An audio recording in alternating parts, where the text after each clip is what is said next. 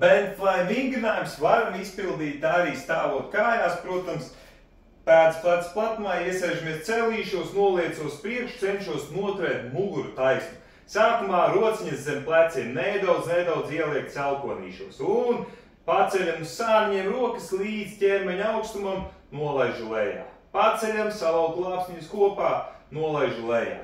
Ja strādājam jau nedaudz ar nopietnākiem svariņiem, šādi te stāvot kājās var uzlikt slodzi uz muguras lejas daļas, kas varbūt nav ieteicams, ir īpaši varbūt, ja neesam ilgi trenējušies un atsākuši tikai vēl tā muguriņa nav īsti nostiprināta, tad mans ieteikums ir ieņem šādu te pozīciju uz celīšu, otrs celis priekšā, muguru joprojām cenšos noturēt taisni, atbalstu šeit te korpusa lejas daļu uz kājas, lai tāds balansīšs, lai šeit muguras lejas daļā nav slodze, viņa ir atbalstīta. Un tieši tas pats rociņas zem pleciem, paceļu līdz ķermeņa augstumam, nolaižu lejā.